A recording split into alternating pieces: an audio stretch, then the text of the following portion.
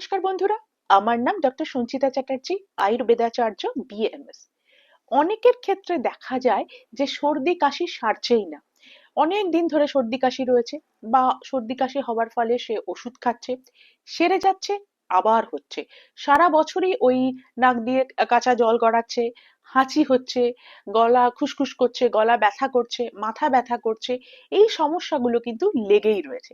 কারোর কারোর ক্ষেত্রে আবার সিজন চেঞ্জের সময় এই জিনিসটা দেখতে পাওয়া যায়।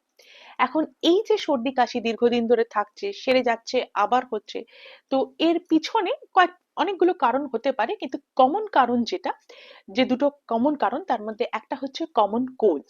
এটা একটা ভাইরাসের সংক্রমণের ফলে হয়ে থাকে, যেটাকে আমরা বলি রাইনো ভাইরাস। এবং এই ভাইরাসটা আমাদের নাকের মাধ্যমে, মুখের মাধ্যমে আমাদের শরীরের মধ্যে প্রবেশ করে আপার রেসপিরেটরি ট্র্যাককে এটা এফেক্ট করে। আরেকটা জিনিস হতে পারে, সেটা হচ্ছে যেটাকে বলা হয় যে অ্যালার্জিক রাইনাইটিস। এটা কিভাবে হয়?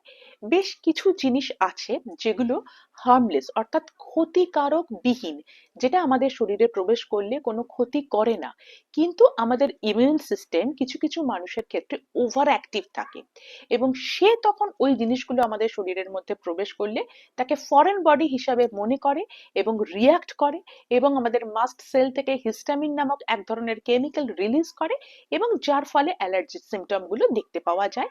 এই সর্দি কাশি হাঁচি এইগুলো কিন্তু দেখতে পাওয়া যায়। এবং এই হার্মলেস কেমিক্যাল গুলো হতে পারে ধুলো বালি। ধুলো বালির মধ্যে এক ধরনের সূক্ষ্ম মাইট থাকে, যেটাকে খালি চোখে দেখা যায় না, ডাস্ট মাইট। সেটা হতে পারে কোনো ফুলের রেণু, বা গাছপালার কোনো সূক্ষাতি সূক্ষ্ম কোনো জিনিস হতে পারে, মোল্ড হতে পারে। এছাড়া হতে পারে আপনার বাড়িতে যদি কোনো পোষ্য থাকে, তার দেহের কোনো লোম, বা দেহের কোনো চামড়া, বা দেহের কোনো অংশ, সেটা হতে পারে। ক্ষতিকারক পেস্ট যে সমস্ত আমাদের বাড়িতে থাকে, আরশোলা, টিকটিকি, আহ এদের মল মূত্র বা সালাইভা, সেগুলো হতে পারে। আমাদের শরীরে প্রবেশ করলে তখন আমাদের ইমিউন সিস্টেম সেটাকে ফরেন বডি বলে মনে করে এবং রিয়াক্ট করে। এখন এই দুটোর ক্ষেত্রেই সিমটমস গুলো কিন্তু একই রকম দেখতে পাওয়া যায়। যেরকম প্রথমত নাক দিয়ে কাঁচা জল গড়াতে থাকে, অনেক সময় নাক বন্ধ হয়ে যায়, নিঃশ্বাস নিতে কষ্ট হয়, হাঁচি হতে থাকে, অনবরত হাঁচি হতে থাকে, এবং চোখ চুলকাতে থাকে, নাক চুলকাতে থাকে, চোখ লাল হয়ে যায়, চোখ দিয়ে জল পড়ে, গলা খুসখুস করে, গলায় ব্যথা করে, মনে হয় যেন গলার কাছে কিছু একটা আটকে আছে, হালকা হাত পা ব্যথা থাকে। এই ধরনের সিমটমস গুলো কিন্তু দেখতে পাওয়া যায়। এখন যদি এই সিমটমস গুলো কমন কোল্ড বা ভাইরাস ঘটিত হয়, ওটা নিজে থেকেই 5-6 দিন 7 দিনের মধ্যে সেরে যায়। কিন্তু তারপরেও যদি দেখেন এটা সারছে না, তখন এটা সাইনাসের ইনফেকশন হতে পারে, ডক্টর তখন দেখিয়ে নেওয়া উচিত। এবারে বলবো এই সমস্ত ক্ষেত্রে আমরা কিভাবে প্রিভেনশন নেব, বা ট্রিটমেন্ট কি। দেখুন, এর দুটো ক্ষেত্রেই আমরা কিন্তু সিমটোমেটিক ট্রিটমেন্ট করি। অর্থাৎ যেরকম ধরুন, এই যে মাথায় ব্যথা করছে তার জন্য, বা গলায় ব্যথা করছে তার জন্য, উষ্ণ গরম জল দিয়ে আমরা গার্গেল করতে বলি। এবং যদি এটা অ্যালার্জিক রাইনাইটিস হয়, তাহলে সেক্ষেত্রে অ্যান্টিহিস্টামিন মেডিসিন এক্ষেত্রে দেওয়া হয়। এবং এটা ছাড়া যখন নাক বন্ধ হয়ে যায়, একটা বড় বোলের মধ্যে উষ্ণ গরম জল নিয়ে কয়েক ফোঁটা ইউক্যালিপটাস এসেনশিয়াল অয়েল দিয়ে সেটার ভেপারটা নিতে বলা হয়। মাথায় ব্যথা করলে 1 চামচ নারকেল তেলের মধ্যে অল্প কয়েক ফোঁটা আমরা ইউক্যালিপটাস অয়েল দিয়ে সেটাকে যদি হালকা করে একটু মাথার দুই দিকে যদি এরকম জায়গায় যদি আমরা মাসাজ করি, তাহলেও সেক্ষেত্রে আপনি রিলিফ পাবেন। উষ্ণ গরম পানীয় এই সময় খেতে বলা হয়, উষ্ণ গরম চা খেতে বলা হয়, বা উষ্ণ গরম স্যুপ খেতে বলা হয়।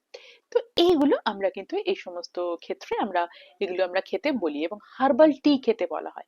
এই হার্বাল টিটা কিন্তু আপনি বাড়িতে বানিয়ে নিতে পারেন। কিছুটা দারচিনি, আদা শুট, অর্থাৎ শুকনো আদার যে চূর্ণ, এটা পাউডার ফর্মে পাওয়া যায়, একটু লবঙ্গ, অল্প একটু গোলমরিচ ঝাল অনুযায়ী, এগুলো দিয়ে, ছোট এলাচ, এটা দিয়ে একটা পাউডার বানিয়ে একটা কন্টেনারে রেখে দেবেন।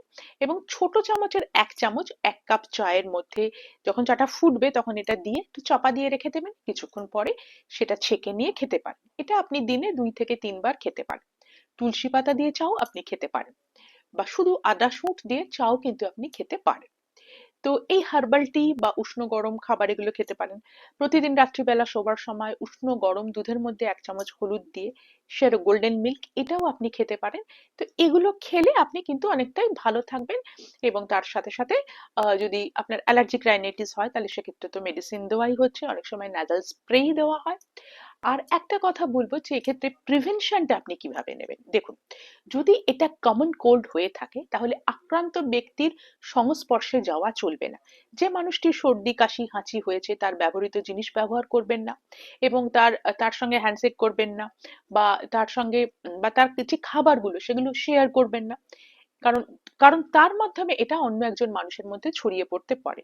সে যখন কথা বলছে ধরুন, তখন ড্রপলেট গুলো বাতাসে ভেসে বেড়াচ্ছে, সেটা আরেকজন মানুষের নাকে মুখের মাধ্যমে তার শরীরে প্রবেশ করতে পারে। কন্টামিনেটেড সারফেস টাচ করলে সেই হাতটাই যখন মানুষ তার নাকে মুখে দিচ্ছে সেটা তার শরীরে প্রবেশ করতে পারে। তো এই সমস্ত ক্ষেত্রে মাস্ক ব্যবহার করা উচিত। আর যদি অ্যালার্জিক রাইনাইটিস হয়, ওই সোর্স গুলোকে এড়িয়ে চলতে হবে। তার জন্য কি করবেন? যখন বাড়ির বাইরে যাচ্ছেন তখন মাস্ক ব্যবহার করুন। বাড়িতেও বাড়িটাকে যতটা সম্ভব ধুলোবালি মুক্ত রাখতে হবে। বিছানার চাদর, তারপরে বালিশের ওয়ার, পর্দা এগুলোকে পরিষ্কার রাখতে হবে। যদি কার্পেট পাতা হয় তাকে পরিষ্কার রাখতে হবে, যাতে ধুলোবালি না থাকে। নিজের ধুলোবালি ঘাঁটবেন না। যদি কখনো ধুলোবালি সংস্পর্শে যান অবশ্যই মাস্ক ব্যবহার করুন। এবং বাইরে থেকে যখন বাড়িতে আসবেন সাবান দিয়ে ভালোভাবে হাত মুখ ধুয়ে পরিষ্কার হয়ে তবেই খাবার খাবেন। বাইরের খোলা খাবার, খোলা জল এগুলো একেবারেই খাবেন না। কমন কোল্ড জেনারেলি বাচ্চাদের ক্ষেত্রে দেখতে পাওয়া যায়, কারণ তারা তো নিজেদেরকে আইসোলেট করতে পারে না। তারা একসঙ্গে খাবার খায়, একসঙ্গে তারা একে অপরকে টাচ করছে। তো তাদেরকে মাস্ক পরিয়েও সেইভাবে রাখা যায় না। যে সমস্ত জায়গায় দেখবেন অনেক বাচ্চা একসঙ্গে থাকে, যেরকম ধরুন কোনো স্কুলে হতে পারে, বা কোনো কোচিং সেন্টারে, বা কোনো ডে কেয়ারে। তো এই সমস্ত জায়গায় কিন্তু বাচ্চাদের মধ্যেও এটা ছড়িয়ে পড়তে পারে। সেক্ষেত্রে কোনো বাচ্চা যদি আক্রান্ত হয় তাকে একটু বাড়িতে রাখান, সুস্থ হয়ে গেলে তারপরে স্কুলে পাঠান। কারণ তার মাধ্যমে অন্যান্য বাচ্চারাও কিন্তু এফেক্টেড হয়ে যেতে পারে। তো এইগুলো যদি আমরা একটু খেয়াল রাখতে পারি, এই যে সারা বছর ধরে হাঁচি কাশি বা এই যে সারছে না, সেরে যাচ্ছে আবার হচ্ছে, এই সমস্যা থেকে কিন্তু আমরা অনেকটাই মুক্ত থাকতে পারবো। তাহলে বন্ধুরা, আজ এই অবধি। ভালো থাকবেন, সুস্থ থাকবেন। নমস্কার।